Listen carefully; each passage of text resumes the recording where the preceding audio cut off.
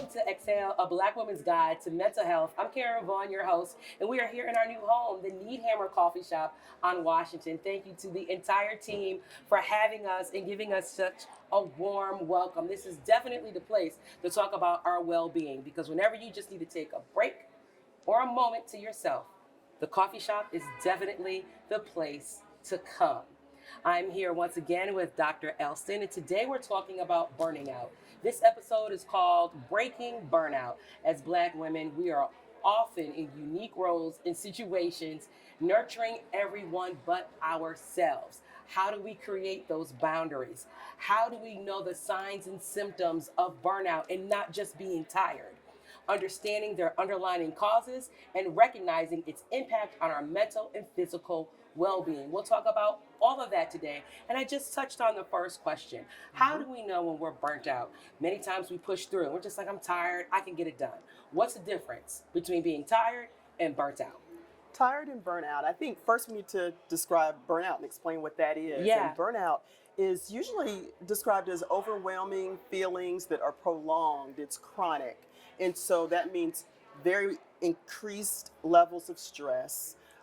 The demands are high, low rest, low rebound. And I think that's one of the major differences when we talk about being tired versus burnout. I think with tiredness, there's some rebound that may happen, and you may be able to take some rest, take a vacation. But with burnout, there's anxiety that's often associated with it. And so you know that once Saturday is ending, Sunday is coming, if it's a traditional type of job, Monday through Friday, you start to feel the anxiety, the stress, the pressures. You anticipate the calls that are coming, the needs, the emails, the projects. And I think that you also find yourself constantly thinking about it. It disrupts your sleep. It disrupts your peace. You're constantly being pulled to it or checking your emails or calls, even if you're not, quote unquote, on schedule. Yeah, trying to get ahead of it. I find myself on Sundays doing that like around 4:30, 5 o'clock. They call it the Sunday blues because you're getting ready for the work week and you try to get ahead. And sometimes I do check my emails just to try to get ahead of my Monday. Yes. How can one start setting boundaries to know that I need this time for myself and just balancing work and balancing home? Well, we talked about this a little bit. We were joking between recordings about the two different phones. Like for some jobs, some individuals will have a work phone and a personal phone, and they'll say, okay, I will not, access that phone if it's an emergency. Those who need me will know how to get in touch with me. I won't check my work email when I'm on vacation, really taking a vacation. Am I going to leave my laptop? And can I trust that everything's going to be okay? I think one of the things when you know that you've got support, good support staff, team members who can cover things without you having to physically be there, but how do you sign off and close the door? How well do you do that? And I think we don't even realize how often we check our phones, and maybe we're checking our personal emails, but then we slip over to the work ones just to see and make sure we didn't miss anything. Yeah. And so I think that's a huge piece of boundaries that I know we'll talk about a little bit more, but that's at the top of the list is making sure you separate it because you've got to physically do it and then emotionally, mentally, you'll catch up, but it has to be consistent practice.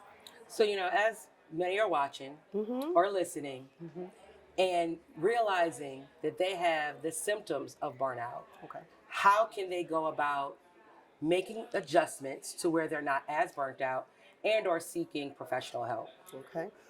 The top thing I suggest to a lot of my clients is making a list because we sometimes think that something is more of a priority than maybe it needs to be. And so we feel kind of scattered. We feel overwhelmed and constantly burn out when we have this ongoing list of many different topics or tasks that we need to address. But when we prioritize them either based on the size of the project or the deadline, when is it due? Is this a daily maintenance type thing, or is this a bigger, more kind of long-term piece that needs more individuals and not just me? We have to kind of think through how we're going to prioritize what we're going to focus on. If it's by deadline, what's due in the more immediate time frame versus long-term. Is this solely dependent on me, or do I have other individuals who can take some of the load off? And that's when delegating certain responsibilities is huge. Once you do that and you see that you still feel that anxiousness, sometimes we feel an angst about what am I missing? Maybe somebody's not doing it right. you can't turn it off at night. I think that's when you need to say, okay, maybe I need to talk to someone else who's a bit removed from it and can help me sort out what's more of a priority and what's not. Yeah, just taking things in small doses. Mm-hmm. Mm-hmm. I recently read that multitasking necessarily isn't the best thing to do, right? And there are many times where we're on our phone, Yep. we're on our laptops, we have multiple screens open, we have our email open, we have our work open, and we're trying to handle and juggle it all. On top of, you got the kids calling us. Yes. So, it's that work, life, professional, personal balance that we're trying to do. Instead of trying to juggle it all at the same time, taking one thing at a time, doing it to the best of your ability, and then checking it off, ladies. Right. Yes. So you feel a certain level of accomplishment. Yeah. Because I think we do fool ourselves with the multitasking thing. Maybe if it's one or two tasks at one time, but when we start to increase maybe 3 or 4, something's going to get missed. Something is not going to be completed or completed well. And so you'll have to make up time, lose time because you're going back to fix something that wasn't, executed in its entirety on the front end. And so you find yourself saying, I should have just focused on this one thing instead of trying to do 2 and 3 and 4. And so I think we fool ourselves into thinking that we're being more productive, and we might not necessarily be. Let's talk about the elephant in the room. The word no. Oh, yeah. We need to treat it as a complete sentence. But, sometimes we just feel a little angst Yes. and saying no. So it becomes a maybe, or I'll try, let me get back to you. But on the other side, the person is believing that it is a yes. How can we say no and really mean no? First, making sure it's clear with ourselves, because I think one of the things that we do is we think, okay, so if I say no, they're going to say, well, come on. Well, it's not a big lift. I think many of us have heard that. It's not a heavy lift. You'll have support. You won't be the only one. But we know deep down inside it's going to be only us. And so I think once we think that we need to explain why the no is, and we only feel that pressure because we know that it's often met with an okay, but, or here's an exception, or I'll help you. But I think when we accept that the no is truly a no, and we don't owe anyone an explanation, and we know for ourselves why we can't, that should be enough. But when we feel like someone's not going to accept it, I think we do say that all the time, but we know on the other end, a lot of individuals don't accept the no. They don't. They do not.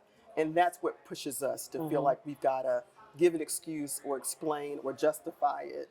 And is this going to be good enough? Yeah.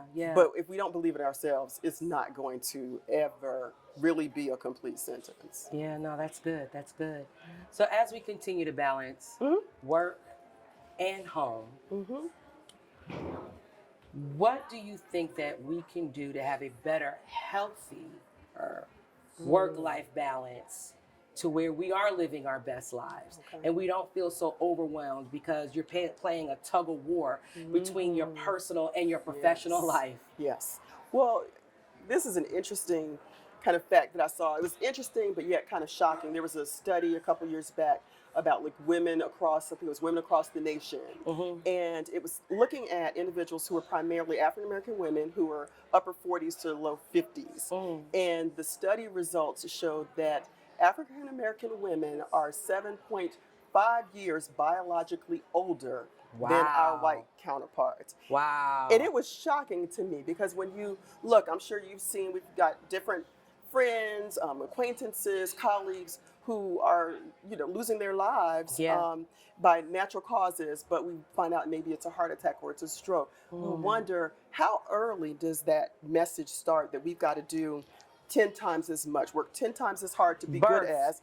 Exactly, or 100 times to be better than. So when we think about how early that starts, if it's ballet lessons, piano lessons, if it's academics or the spelling bee, how early we start sending those messages to our African American girls, and you know that all that does is just harden and metastasize to other areas of your life, not just academics, but it's personal, it's with family, it's with work. So we've got this message historically that we can't be seen as lazy.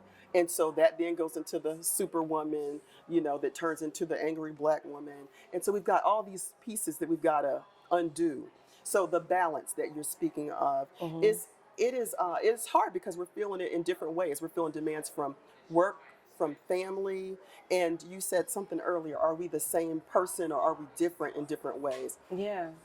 I think probably the most productive individuals are the ones who can turn it off and they can say, okay, I can be this particular way, very driven and hardcore because I have this position, Mm-hmm. or I deal with these microaggressions at work, and I have more disparity in my opportunities. But at home, I'm more supported, or I don't feel as stressed out.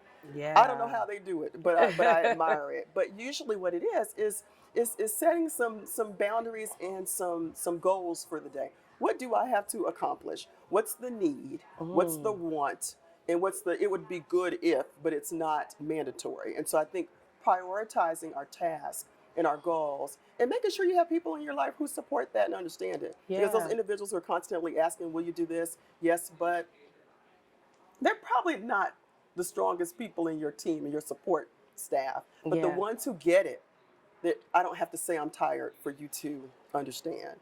Yeah. That's your tribe. Yeah, that is your tribe. That is your tribe. They can look, they can see it in your face. The number of women, African American women who I see now who have migraines, Mm-hmm. um, heart palpitations, hypertension, like the impact that it's having on our physical health leads back to this piece about why we're 7.5 years older biologically than our white counterparts. And so we feel it and wear it Mm. definitely harder because there's more adversity and less equality and equity across the board. Yeah. Share with us more practices and best steps and techniques Mm-hmm. to where we can implement Mm-hmm.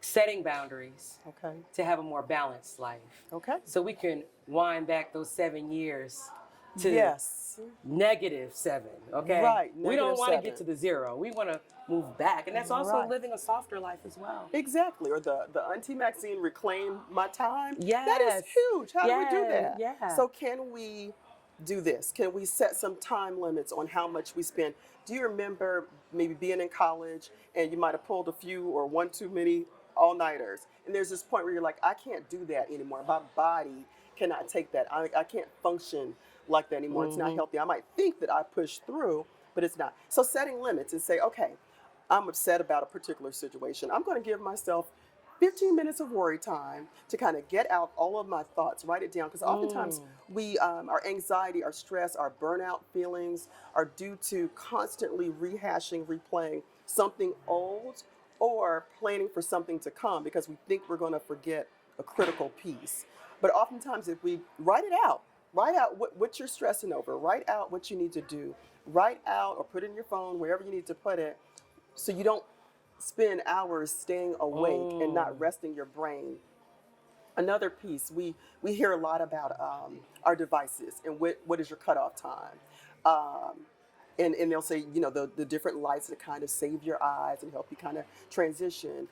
I hear a lot of individuals who watch TV or on their phones all the way until they doze off, but they don't have this point, and we'll talk about this later when we Mm-hmm. get to maybe meditation and how you Yeah. unwind. But what happens is you don't even realize that you are alert in giving yourself that time back. You are watching something, doing something that you feel is kind of no nonsense, but your mind is still going because you can watch a show or see something and it triggers you to go down a rabbit hole to research this. It can trigger you to think about, I really Yes. need to stop hoarding so much. It can trigger you and your brain Mm-hmm. starts turning until you fall asleep. But that alert, that awake time that you give to yourself Mm-hmm. Mm-hmm. can't be compared to anything else. And we just don't do that enough. So that would be another thing that we need to do more consistently. Oh, I love it. Yeah. We have homework. We do. We We do. have homework in setting boundaries and Yes. breaking boundaries. Again, Hmm. thank you so much for joining us, You're Dr. welcome. Sigrid Elston. How can one reach out to you if they want to learn more about you or just want to talk about preventing burnout? Yes, they can reach me at diversecounseling.org. They can call me 317-835-9204. Can email me diversecounseling@comcast.net, or our very own Karen Vaughn will definitely have a quick way to contact me as well. Awesome. Well, thank you so much. Thank you all for watching. And remember to exhale and be well.